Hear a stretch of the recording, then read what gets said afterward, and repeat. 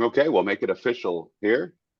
Thank you, everybody, for being here with us this April for Focus On program, Focus on Liberal Memorial Library with Library Director Royce Kitts. Royce, thank you for being here. Uh, would you please go ahead and introduce yourself? Uh, how long you've been with libraries, Sure, that kind of stuff? sure. How long? You tell me when to stop. So I'm talking about I'll do myself, that. so we could go on for a little bit. Okay. So yeah. Well, my name is and has always been Royce Kitts. This is not a deposition. I'm actually speaking to you as a regular person. Uh, I have been working in libraries since August of 2001. So that makes that almost 23 years now.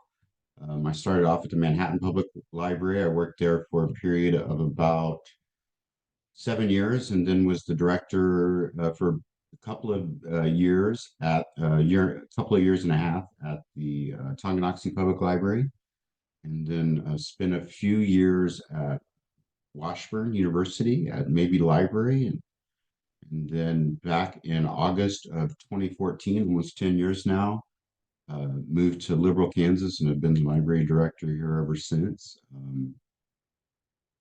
I don't know what comes after this, but right now I feel like this is the best job that I've ever had, and I love it. And I think that, with any job that you love, there's ups and downs.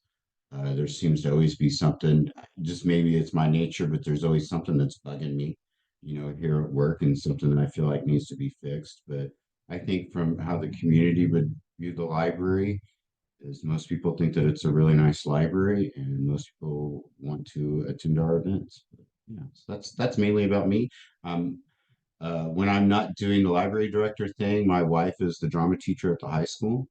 And so what I do in my spare time is I build theater sets for my wife up at the high school, and try to do as much attending theater, participating in theater, and helping out other theaters as much as I can here in the state of Kansas.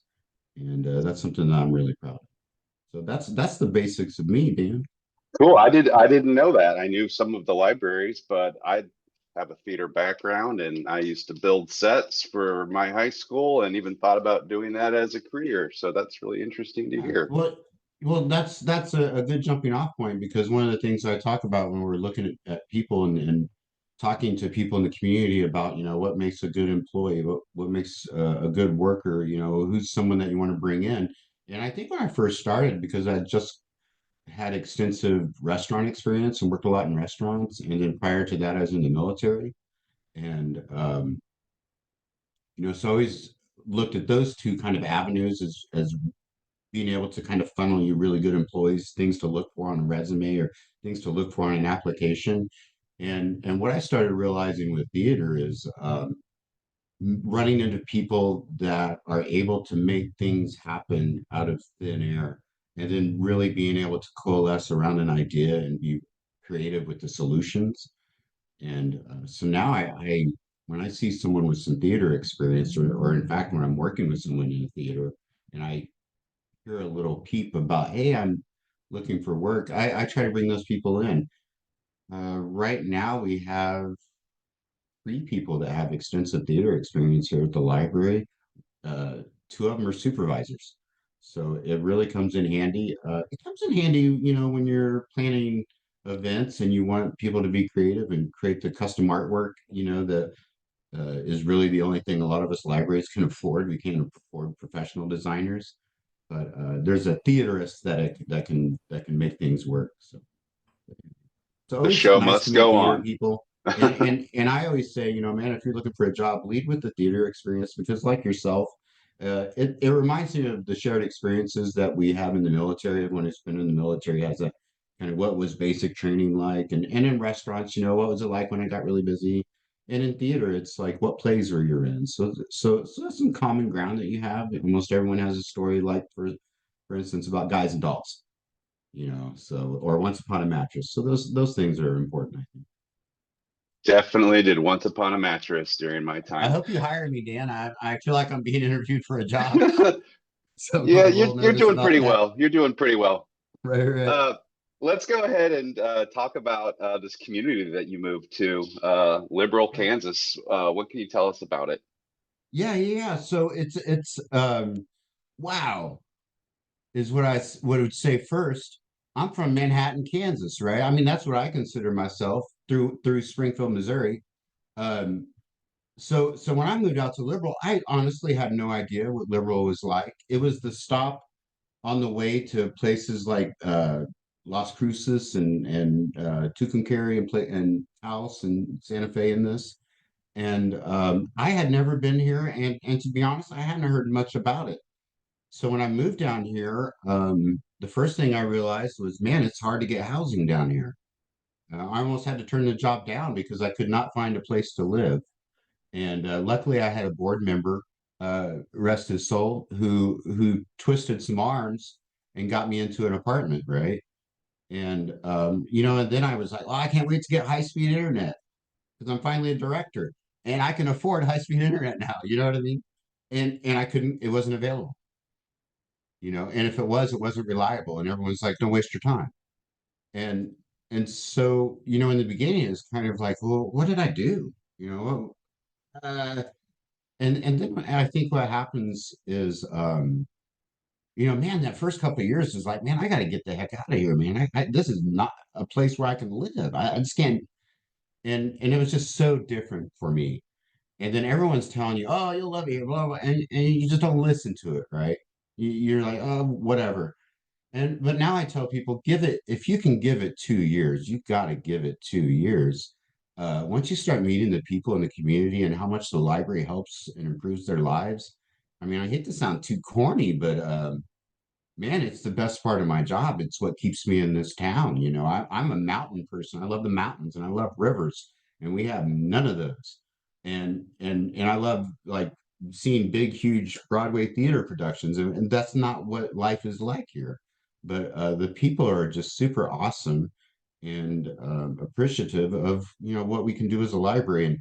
And I hate to say the word love languages, but my love language is definitely appreciation, and it's hard for me to go anywhere where someone doesn't say thank you for the work that we do here at the library. You know, because I'm a librarian, I like to go to places like American Fact Finder, and I had some numbers in my head, so it's kind of interesting to see what the government says about some of these numbers. But one of the things is like my wife and I both have a master's degree. Well, there's only 1.2%, 5% of the people in my town that have a master's degree. So the fact that two of us ran into each other and and are with each other is amazing. 9.4% of the population has a bachelor's degree. Out of 19,825 people, and I'm reading this off of paper, 13,499 identify race or ethnicity as Hispanic or Latino. 60% of the households in my town speak a primary language other than English. So we have Spanish speakers. Right below that, we have Vietnamese and then German. So we have all these languages that you can hear every so often at the library. 60% of my population is not considered to be United States citizens. So when you talk about like what are some barriers, Royce, that you might have to service in your community?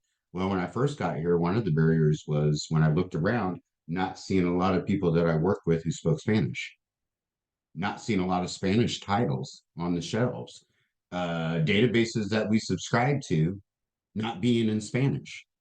And man, I hate to be crude, and I hope no one sees this in the wrong way, but I got into the habit of saying, man, we're doing really good at being a white person's library. We're really locked in on that. We got that nailed down.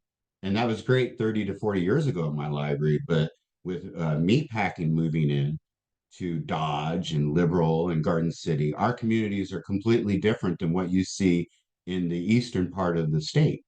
And the services that we provide, they just have to be different. And then that's where I wanted to kind of, and I'm sorry because you had a list of standardized questions, and I feel like I'm just not really a good standardized person.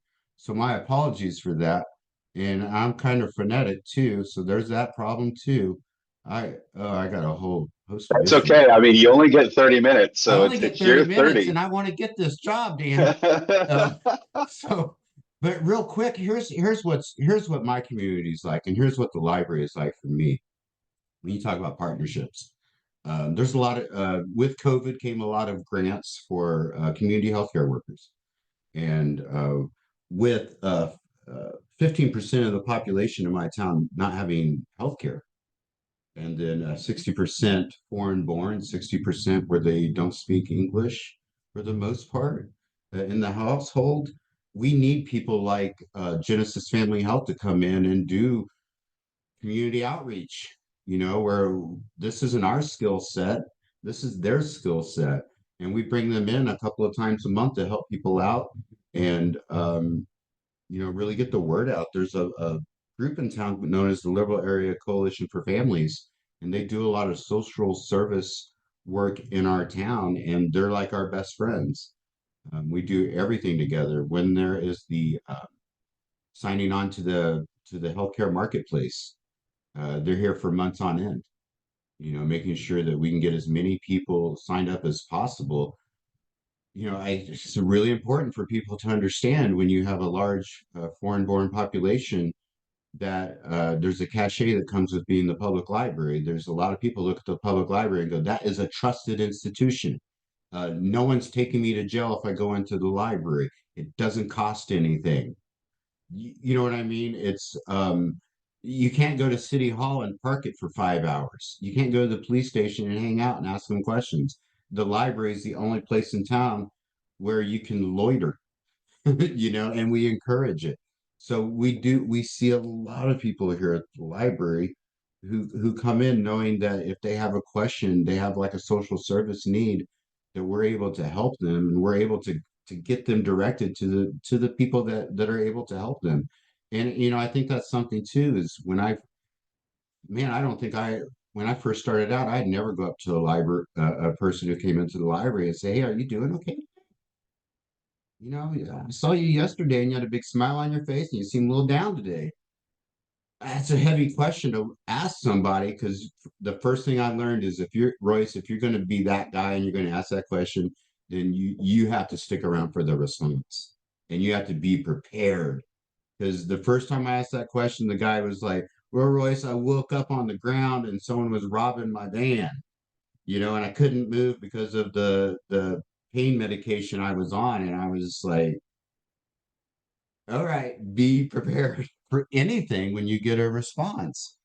And you know, I think a lot of people think that homelessness is something that happens only in big cities.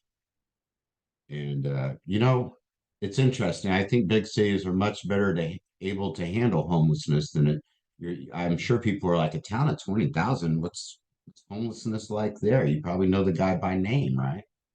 Because they're mostly guys. It's like, no, we have a sizable homeless population here in liberal Kansas. I think it has a lot to do with the fact that people come here looking for jobs, and they don't understand how hard it is to work in a meatpacking plant. No one does. And when I hear people flippantly say, "Well, I'll just go work in meatpacking," um, I'm like, "No, you won't. No one does. That is a tough job, and it wrings you dry, you know." And so people come here, they think they can get those jobs. There's no safety net. There's no one saying, "Hey, we're gonna let you stay in your apartment for a couple of months free until you work things out." It's just not that kind of place, and it's not the kind of place where you can just move over to the next town. The next town is 30 minutes away, and it's got 500 people. The closest town that's over 50,000 to me is really not even 50,000, but Garden City is like the next biggest town, and it's an hour away. Uh, Amarillo is 2.5 hours away. So I don't know where I'm going with that, other than, when people end up here, they end up here, and it Right. can be long term. And then for me, I think the first thing that and there's a lot of growing that you do as the library director. And I think, a lot of my opinions have changed. And I have to also realize that there's a way that you respond to things that doesn't always line up with how you personally feel about things. Because I know a lot of us will look at a homeless person and go, well, Jesus, man, why don't you just go get a job? And then realizing, man, if that was that easy, no, no habla inglés, muy poquito español. Um, that's about what I got. Here's my two big Spanish speakers. Right here's my fingers. And a lot of what we can do, and a lot of the services that we offer here at the library for people are things like notary, faxing, copying, and when the language barrier breaks down a little bit, it's a lot of pointing. I will say this about my community is even though we have that large percentage of Spanish speaking only people, um, it is fairly common to have a younger person with that older person. So they're almost always when you deal with an older person in the Hispanic community, they're going to bring a grandchild with them or a son or a daughter with them to act as a translator. That's just fairly common. My wife is a teacher. When she does parent teacher conferences, she runs into this all the time as well. Um, so that language barrier for me is the way that I've tried to overcome that. Man, I'll tell you one thing I learned was when people, you hear people say stuff like, well, why don't you learn how to speak English? And then, so I've been here for 10 years and I'm like, oh man, I've been trying to learn Spanish for 10 years. Good luck. It's tough. If you don't have someone living with you who speaks it all the time. And then I saw a comment just now about Google Translate. Google Translate is my friend. I won't use it to try to get me to talk, but luckily the literacy rate, because that's something too, is a lot of times when we think about literacy, we think about English literacy. There are people who are Spanish who are also illiterate in Spanish. It's a thing. So, but Google Translate works out really well if you have staff that are Spanish speaking only. And we've had a couple of staff members that were Spanish speaking only. And the language barrier can be a thing, but once the work level sets in and the language barrier goes away. Why don't you ask me a more focusing question, Dan, and I'll quit rambling. No, that's great. I mean, clearly your community is got a lot of challenges that some of us are really lucky that we don't have to have that extra layer on top of all the other services and programs that we do. So it's very interesting to hear about it because I've done this interview series now for a little while and this hasn't really come up. So I appreciate it. Well, Let's it permeates everything that you do. right. You're Man, you ever been in a meeting, you're like, oh, I'll get ready to go. And then someone asks that question, and you're like, man, we're going to be here for 20 more minutes getting an answer. But for me, it's like, um, if that database doesn't have some kind of Spanish language component or Spanish language materials, what's the point? Spanish speakers in my town own homes. They go to the grocery store, they're paying just as much taxes as I am. They're paying 60% of the taxes. I mean, if you want to think of it that way, and you're going to get a database that they all say to you, "Oh, that's coming. That's what we're working on." And my response is, "Well, get back to me when it's done. I don't Yeah. feel like paying for it until it's something that everyone can enjoy." All Have right. you had anything to do with Reforma? You know, we had a chapter out here, and there was the Heartland chapter, and I have not. I have Okay. not. I would if anybody We were is, and I involved for don't. a little bit, and then there was Yeah, that hurricane in Puerto Rico, yeah. and I feel like that was the last year that we were involved.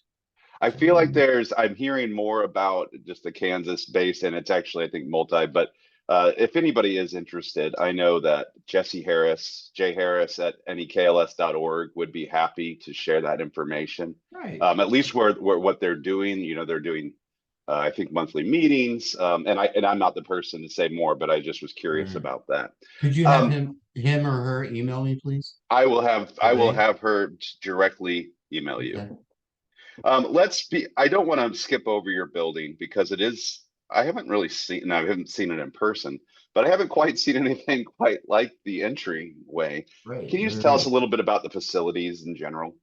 Right. Well, here, let me show you real quick.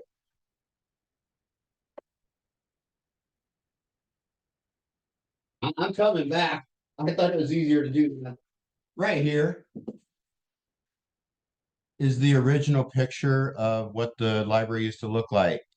Isn't that awesome? This is what It put us is. on the books in Okay. 1955 when every newspaper in the country and every magazine in the country celebrated the first library book front. Wow. You could walk through those doors. Those two doors were solid concrete. Anyone who knows anything about concrete knows those things maybe took 5 to 6 years before they were fully cured. Um, what also happened, concrete's heavy. That much concrete was super heavy. And what would happen is every year it'd settle a little bit. Every year they'd have to get the doors redone. So eventually, what they did in 1989 was they came back with what I call chicken wire and stucco construction and moved the entrance over to the side. One of the misfortunes of my library and almost any libraries. So my first career was interior architecture, furniture design, and I remember taking a building construction systems of architecture class, and the first thing that the teacher said was, "If you learn nothing from this course, learn this: all flat roofs leak."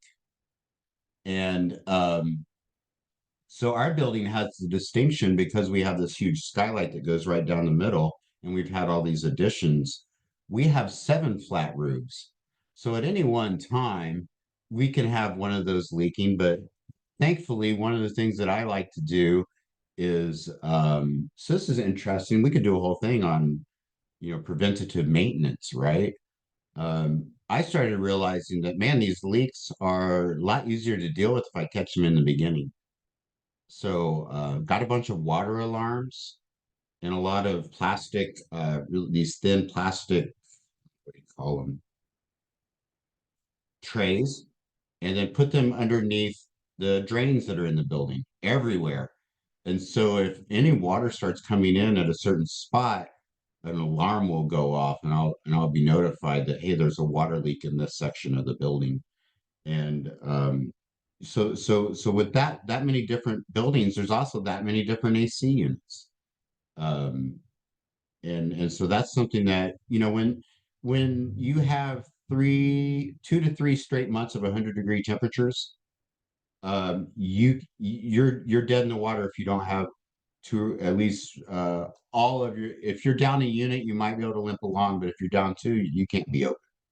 It's just too hot and too miserable. It just gets so hot around. I don't know if people realize that, and I make this joke is we're closer to Southwest Arizona than we are to Southwest Kansas. It is dry. We get hardly any rain out here. If you got grass, it's blowing away next week. Uh, Russian thistle is a decorative ornament for us. Everyone else calls it tumbleweeds. Um, so these are just some of the things that we deal with here at the library in terms of the physical building. We are lucky that about 20 years ago, the building that I'm actually sitting in right now, we call it the Annex, um, had always been the Chamber of Commerce building, and then it went up for sale, and our foundation decided, hey, let's buy it. So they bought this building back then and had other groups use it. Really weren't happy with having to be property managers, because they're volunteers. Imagine, just picture your library board being a property manager without you involved and without telling them anything. It would be difficult. And so they were like, you know what, why don't we let the library use that portion? So now, oh my gosh, I get my steps in. We did a man, what did we that solar eclipse party that we had last week? We had 350 to 400 people. My office is on one end of the building. It was on the other end of the building. It's a city block. I walked 5 miles in 2 hours. That's a heroic pace if you're hiking, so that's kind of it, and it's also has the distinction of I'm a loud person.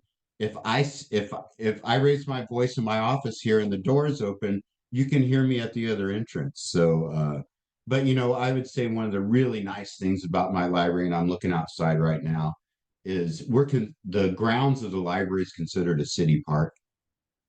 And I remember when I was at Tonganoxie and I had to take care of the grounds there, I was like, man, this is a burden. And anyone who remembers the old Tonganoxie library is like, well, Royce, that is not, what are you complaining about?